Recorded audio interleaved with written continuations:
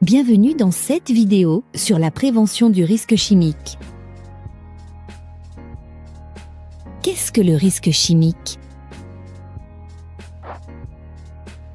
Il repose sur deux composantes, le danger chimique et l'exposition à ce danger, en distinguant les produits des agents chimiques libérés par les processus industriels. Les produits chimiques, naturels ou synthétiques, peuvent être liquides, solides ou gazeux. Quelle est la différence entre produits chimiques et agents chimiques? Distinguons les produits chimiques, qui sont des substances ou mélanges de substances utilisées dans divers processus industriels, des agents chimiques émis, qui sont les substances libérées dans l'environnement en conséquence de processus industriels. Les produits chimiques sont intentionnellement utilisés, les agents sont libérés involontairement. Les produits chimiques les plus courants dans nos activités sont les solvants, qui ont la capacité de dissoudre, de diluer ou d'extraire d'autres substances. Les peintures, qui sont des mélanges de pigments pouvant contenir des solvants.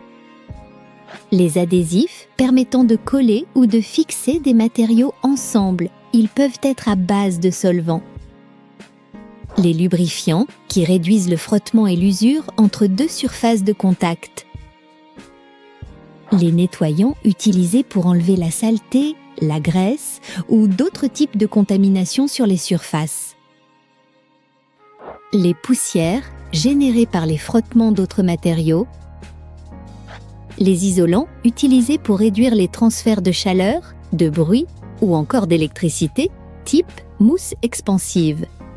Réglementation et enjeux en cas d'infraction. La démarche de prévention présentée ici permet de respecter la réglementation. En cas de non-conformité, l'employeur risque jusqu'à 10 000 € d'amende et 30 000 € et 1 an d'emprisonnement en cas de récidive. Les conséquences peuvent être humaines, juridiques, financières, d'image. Exposition, maladies professionnelles et accidents. Le risque chimique est la deuxième cause de maladie professionnelle. En effet, les produits pénètrent l'organisme et peuvent affecter à plus ou moins long terme plusieurs organes cibles avec des effets allant de l'anémie, l'asthme, la stérilité, jusqu'aux infections ou cancers.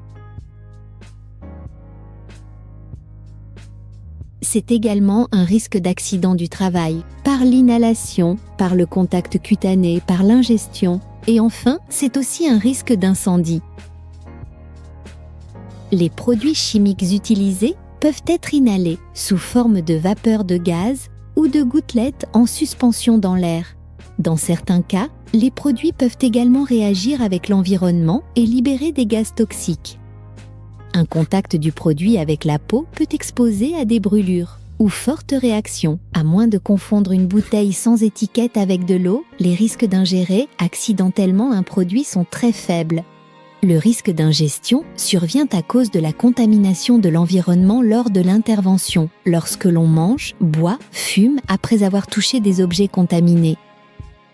Certains produits chimiques sont inflammables, voire explosifs. Leur présence augmente donc le risque de départ ou de propagation de feu. Le stockage des produits doit être conforme. Attention, ce stockage conforme concerne aussi les déchets.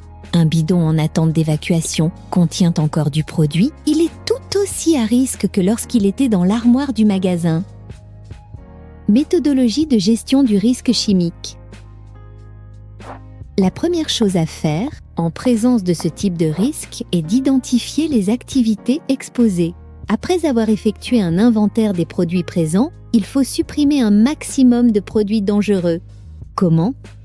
Collecter les fiches de données de sécurité de chaque produit utilisé, identifier les produits contenant des mentions de danger spécifiques, analyser les conditions d'utilisation. Lister les collaborateurs exposés en précisant leur nom, fonction, âge et niveau d'exposition, puis évaluer les alternatives possibles pour remplacer les produits identifiés comme dangereux. Pour certaines activités, présentant une exposition significative, faites réaliser des mesures précises par des organismes agréés, afin de vérifier que les valeurs limites d'exposition professionnelle ne sont pas dépassées. Les produits dangereux doivent être remplacés en fonction des évolutions techniques, car de nouvelles solutions apparaissent régulièrement sur le marché. Intégrez systématiquement une procédure d'achat qui inclut la consultation de vos fournisseurs pour identifier des produits équivalents présentant moins de risques pour la santé et l'environnement. Les substances classées cancérogènes, mutagènes ou reprotoxiques telles que certains solvants ou peintures doivent impérativement être remplacées. Si leur remplacement immédiat n'est pas réalisable, conservez les preuves d'analyse justifiant cette impossibilité et poursuivez les efforts pour leur substitution à moyen terme. Ensuite, mettons en place des protections individuelles adaptées aux risques en présence. Avec 2 familles, 2 pays. Les protections au risque cutané. Les protections au risque d'inhalation.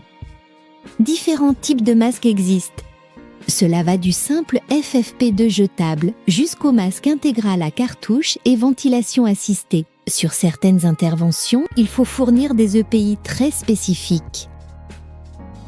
Attention, les catégories de pays doivent être adaptées aux produits manipulés. Vous pouvez retrouver dans le paragraphe 8 de la FDS les EPI à porter et la catégorie à choisir. Les EPI doivent être contrôlés avant chaque usage et pour certains, le travailleur doit être formé et apte médicalement. Et enfin, donnons les bonnes instructions.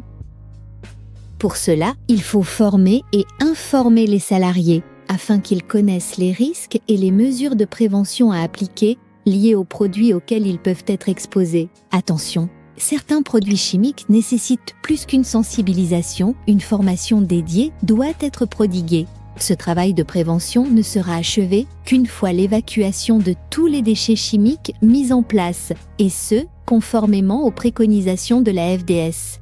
Attention, les bidons peuvent encore contenir du produit. Prévoyez des bacs de rétention, comme dans votre local de stockage. Tous les produits comportant un pictogramme de danger doivent être traités par des organismes agréés. En cas d'utilisation d'un produit, analysez toujours le risque et assurez-vous d'appliquer les moyens de prévention associés. Si vous avez un doute, dites stop.